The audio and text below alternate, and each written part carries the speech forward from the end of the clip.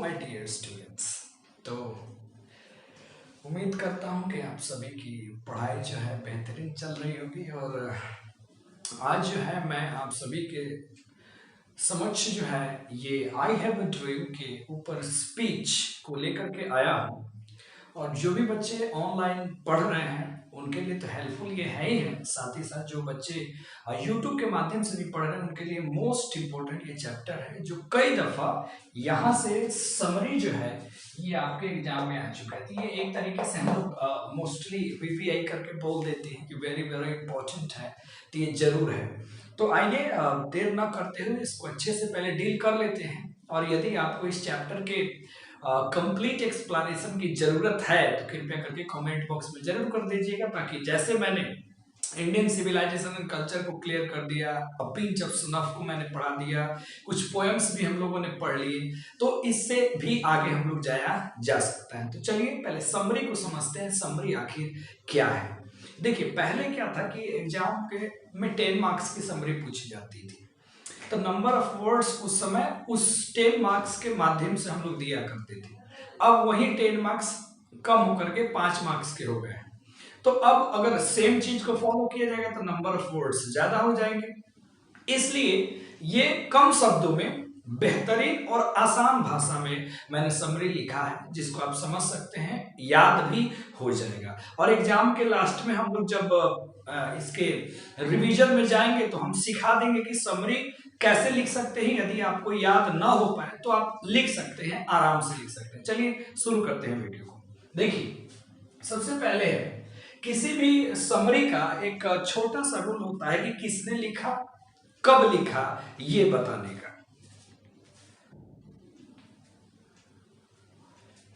ठीक है, किसने लिखा, कब लिखा, और उसका थीम क्या है, उसमें क्या लिखा गया है, ये सारी चीजें। तो सबसे पहले तो किसने लिखा उसके बारे में जानते हैं। और ये चैप्टर जो है वो है क्या, यहां से बहुत सारा चीज आपका क्लियर होगा।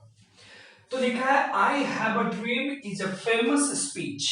बिल्कुल ये एक फेमस स्पीच है। आप YouTube पे अगर जाएंगे तो इसका ओरिजिनल वर्जन अपलोड किया गया है, इसको आप देख सकते हैं। बड़ी फेमस ये स्पीच है, delivered by a great Negro leader, एक महान निग्रो लीडर। निग्रो किसको कहते हैं, अमेरिका में जो काले लोग होते हैं उनको निग्रो कहा जाता है, उनके लीडर। सिविल राइट एक्टिविस्ट, जो नागरिकों के अधिकार होते हैं उस अधिकार को जांचने परखने वाले थे। एंड नोबेल प्राइज विनर, और सबसे बड़ी बात है कि इनको नोबेल पुरस्कार भी मिला था, याद रखिएगा 1964 में।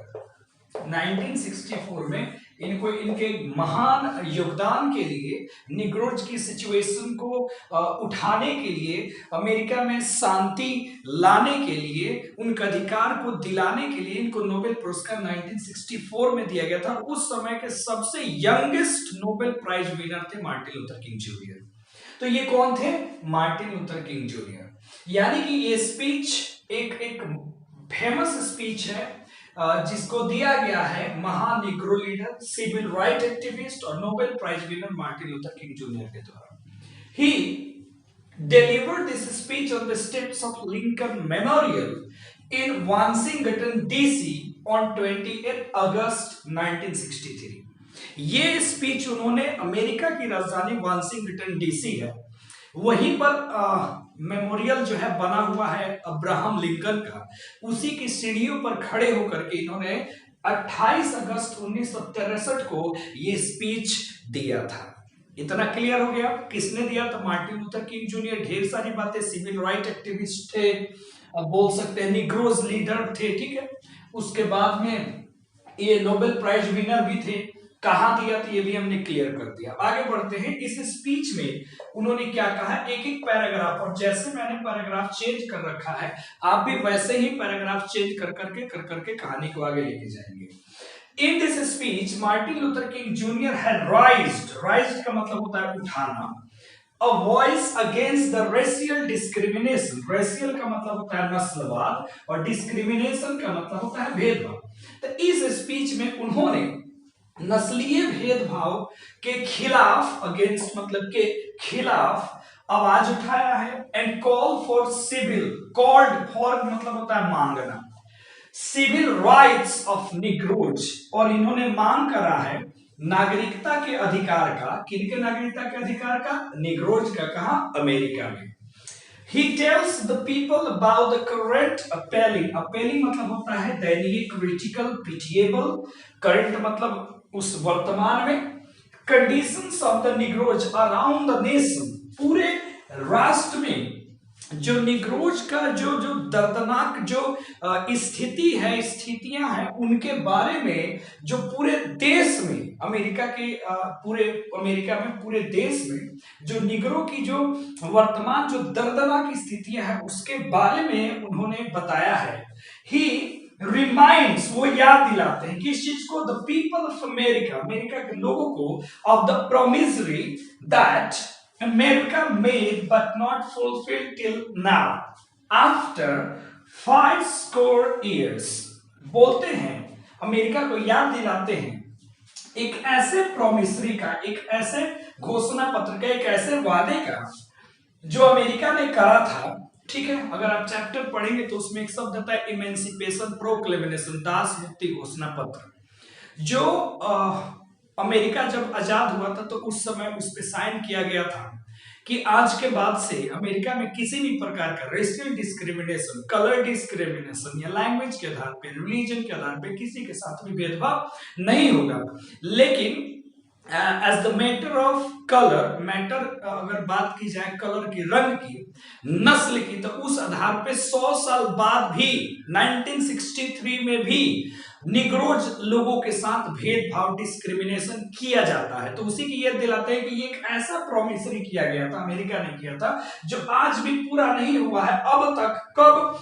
100 साल बाद भी। यहां देख लेना, 5 का मतलब होता है 5 मतलब 5, स्कोर का मतलब होता है 20, और दोनों मिला के हम लोग लिखते हैं 100 years the negroes are still not free.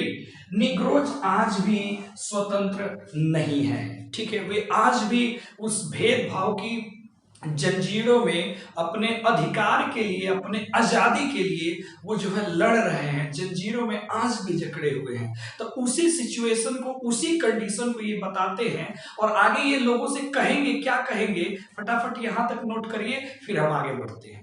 ये आखिरी स्लाइड है आपके समरी का, ध्यान से देखते हैं कि आगे उन्होंने क्या कहा। कहते हैं कि Martin Luther King junior fought for the citizenship rights of the Negroes. Martin Luther King junior जो है, उन्होंने फाउट का वर्ब को लिखा गया है फाउट, उन्होंने लड़ाई करा किसके लिए? फॉर द सिटीजनशिप राइट्स, नागरिकता के अधिकार के लिए। किनकी नागरिकता? ऑफ द निग्रोज, निग्रोज की नागरिकता के लिए। ही अर्ग्स, अर्ग्स का मतलब होता है रिक्वेस्ट करना।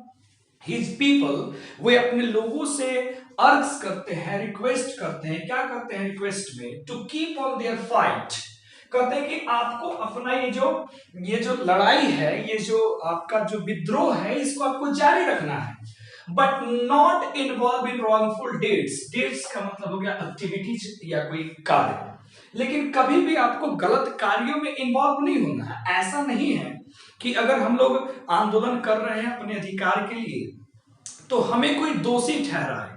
मतलब उनका कहना होता है कि हमें व्हाइट अमेरिकन से झगड़ा नहीं है, ना कि हमें गवर्नमेंट से, हमें तो उस सिस्टम से लड़ना है जो सिस्टम आज से 100 साल पहले कह रहा था कि आपके से किसी भी प्रकार का भेदभाव नहीं होगा। लेकिन आज भी हम लोगों को बिल्कुल आइसोलेट कर दिया गया है अपने ही कंट्री में। हम लोग एग्जाइल की तरफ फील कर रहे हैं, जहां हर व्हाइट अमेरिकन को हर प्रकार की सुख सुविधाएं हैं, तो वहीं हमें हर सुख सुविधाओं से वंचित क्यों रखा गया है? हमें एक्सप्लॉइट क्यों किया जा रहा है? हमें डिस्क्रिमिनेट क्यों किया जा रहा है? हमारे मांगों को सप्रेस्ड क्यों किया जा रहा है? तो ये इसको लेकर के बोलते हैं। बाद में ये भी बताते हैं कि मेरा इन सभी डिफिकल्टीज के बावजूद भी हमारा सपना है, ढेर सारे सपनों के बारे में ये बात करते हैं। उसका सारांश यही है कि वो चाहते हैं कि किसी भी तरीके से एक दिन ऐसा आए जिस समय देश में भाईचारा हो, व्हाइट और ब्लैक एक साथ भाईचारा के मंच पे चले आए। तो आगे देखते हैं जरा सा आगे क्या है समरी में। Their struggle must be non-violent। उनका जो स्ट्रगल है निग्रोज का वो नॉन वायलेंट होना चाहिए, बिकॉज ये जो मार्टिन लूथर किंग है, ये इन्फ्लुएंस्ड बाय, आपको पता है, हमारे महात्मा गांधी, ठीक है ना। ये हमारे महात्मा गांधी के द्वारा इन्फ्लुएंस्ड है, प्रभावित है। और महात्मा गांधी तो पता ही है कि अहिंसा परमो धर्म, अहिंसा और शांति, ये जो अहिंसा, सत्य अहिंसा के पुजारी थे। तो ये भी मार्टिन लूथर किंग भी इन्हीं के बताए हुए मार्ग पे चलकर कहते हैं कि उनका, माने आप लोगों का जो स्ट्रगल है, जो संघर्ष है, वो नॉन वायलेंट होना चाहिए, डिसिप्लिन्ड होना चाहिए, यानी कि अनुशासित होना चाहिए, एंड डिग्निफाइड, और मर्यादित होना चाहिए। डिग्निफाइड का मतलब होता है मर्यादा, यहाँ मर्यादित होना चाहिए, मतलब स्ट्रगल एकदम शांति अहिंसात्मक तरीके से मर्यादा में रह कर के करना है। ये नहीं कि अब आंदोलन कर रहे हैं तो तोड़फोड़ कर दे, किसी व्हाइट अमेरिकन को पकड़ के पीट दे तो हम वायलेंस में चले जाए, फिजिकल वायलेंस करने। ये बताते हैं इसमें कि हमें करना क्या है कि हमें अपने फिजिकल जो पावर है ना, उसको सोल यानी कि आंतरिक पावर, आत्मा के पावर के साथ मिला देना है, और ये लड़ाई हमें शांतिपूर्ण तरीके से लड़ना है। आगे क्या कहते हैं देखेंगे जरा ध्यान से। Their struggle must be for piece and brotherhood, कहते हैं कि उनका स्ट्रगल होना चाहिए कैसा, शांति के लिए और भाईचारा के लिए होना चाहिए। आगे वो ही ऑल्सो मेक्स अपील, वो बेचारे गुहार लगाते हैं, अपील करते हैं किनसे, to the whites of America, America के श्वेत लोगों से, क्या, नॉट टू शो देयर हैटेड अगेंस्ट द ब्लैक्स। वो व्हाइट लोगों से कहते हैं कि व्हाइट लोग कृपया आप लोग अपनी घृणा जो है ना, हम ब्लैक के विरुद्ध मत करिए, हमसे आप घृणा मत करिए, ठीक है। वो ये बताते हैं, फिर आगे कहते हैं क्या, because all are created by the same almighty, almighty सर्वशक्तिमान यानी कि भगवान यानी कि गॉड, कहते क्योंकि यार हम सब एक ही ईश्वर से बने हुए हैं, and all are the citizens of the same nation that is America, इसको दैट इज पढ़ेंगे, दैट इज अमेरिका, और हम सब लोग यार नागरिक है एक ही देश के, जब एक ईश्वर ने बनाया, हम सब एक ही देश के नागरिक है, तो फिर व्हाइट अमेरिकन लोग क्यों जो है हमसे नफरत करेंगे, हमसे घृणा करेंगे, उनसे ये अपील करते हैं। और लास्ट में इसका कंक्लूजन है, चूंकि समरी का मतलब होता है सारांश, और सारांश में तो हम, जैसे कि फिल्म होती है ना जी, 3 घंटे 2.5 घंटे की मूवी या 5 घंटे 5 घंटे नहीं 5 मिनट 10 मिनट में आप क्लियर कर देते हो कि अच्छा देखो भाई, इस फिल्म में हीरोइन जो है अमीर है, हीरो जो है गरीब है, फिर दोनों में प्यार हो जाता है, फिर हीरोइन के पिता मानते नहीं है, तो फिर हीरो जो है बहुत सारे अरेंजमेंट करता है, फाइटिंग वाइटिंग होती है, और एंड ऑफ द स्टोरी दोनों की शादी हो जाती है, फिल्म समाप्त हो गई। तो ये समरी आपने कहा संक्षेप में, उसी प्रकार ये भी समरी सारांश में याद रखना, एग्जाम में ये 5 मार्क्स का ही आता है, ठीक है। इसीलिए हमने वर्ड लिमिट पे ध्यान दिया। देखो किसी भी बच्चे को एग्जाम में बेहतरीन मार्क्स लाना है तो उसको 2 चीजों पे फोकस करना पड़ेगा।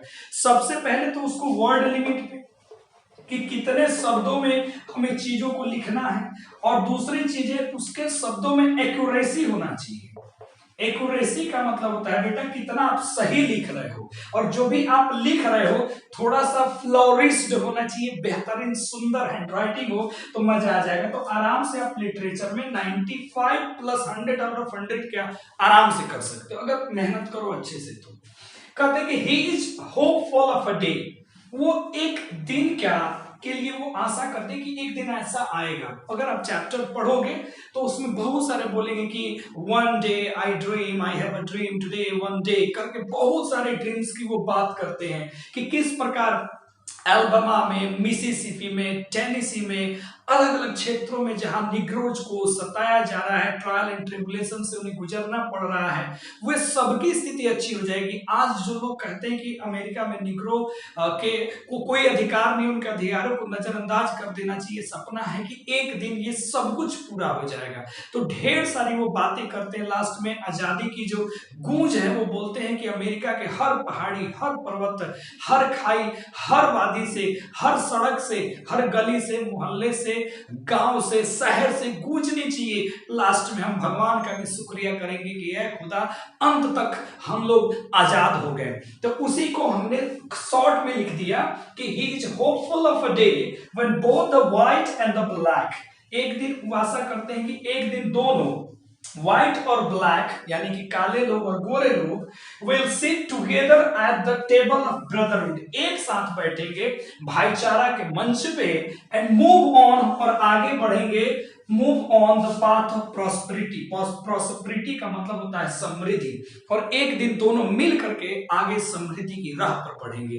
तो ये बहुत ही आसान शब्दों में हमने आपको समरी दे दिया आई हैव अ ड्रीम का। होप की समरी आसान है, आप अच्छे से लिख लेंगे, प्रैक्टिस करते रहिए और अगले वीडियो के लिए बने रहिए ऐसे इंग्लिश क्लासेस के साथ। और टेंशन मत लीजिए, सारी चीजें धीरे धीरे एक एक करके अच्छी हो जाएंगी। चलिए फिर मिलते हैं।